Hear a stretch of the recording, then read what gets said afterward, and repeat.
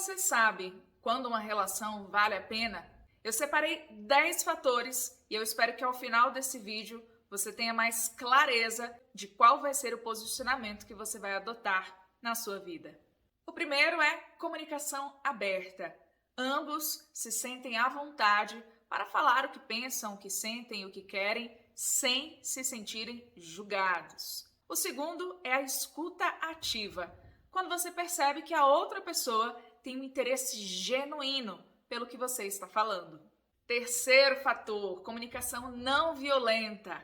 A capacidade de falar do que aconteceu sem falar do outro.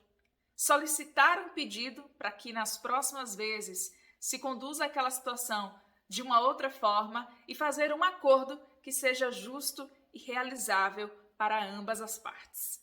Quarto fator, respeito durante as conversas. Existem alguns limites que não devem ser ultrapassados. Um deles é atacar a identidade do outro, ao invés de falar simplesmente do fato.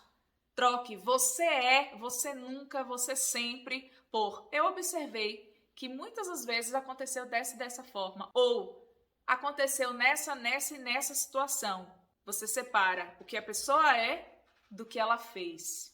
Outro fator é a empatia, a capacidade de se colocar no lugar do outro, que vai escutar o que você tem a dizer ou que vai passar pelas consequências se você tomar essa decisão que você pretende. No mínimo, deve ser consultado ou envolvido durante o processo e não só no resultado final. Outro fator, solução de problemas em times.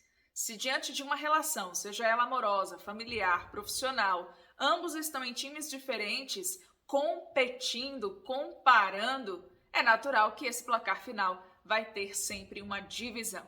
O ideal é que vocês estejam tocando para o mesmo gol, jogando no mesmo time e pensando nas soluções juntos, independente se o problema é de um ou de outro. Ao se escolher estar na vida desta pessoa, no quesito amoroso, numa parceria profissional, é importante que se esteja não só no momento da crítica, da observação, mas também de pensar em como sair daquela situação. Outro fator é o feedback construtivo.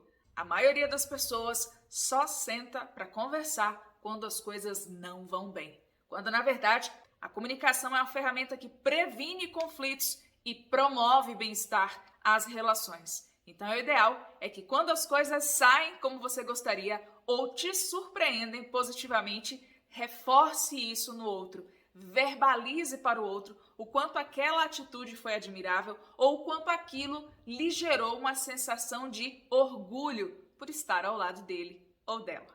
Um outro fator que muitas das vezes passa despercebido é a comunicação não verbal. Nem tudo pode ser expresso em palavras, ainda que nós tenhamos canais de linguagem completamente diferentes. Portanto, valorize o que não está sendo dito e sempre observe.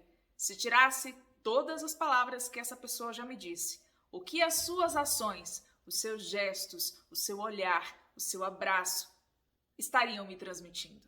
Outro fator é a comunicação consistente, regular, com frequência, dar ao outro o direito de saber como você se sente, compartilhar antes de chegar lá no final, esse passo a passo, trazer para o outro que o que ele pensa é importante em relação ao que você está planejando fazer, e integrar o outro a este sonho. E por último, eu separei como 10º fator a celebração de conquistas, sejam elas pequenas ou grandes, individuais ou mútuas. Vale a pena celebrar cada passo, valorizar o esforço que se teve para chegar a um determinado ponto. É sempre importante lembrar que mais do que onde a gente vai chegar, é com quem a gente escolhe fazer essa caminhada. Fez sentido para você? Encaminhe esse vídeo e a gente se encontra no próximo conteúdo.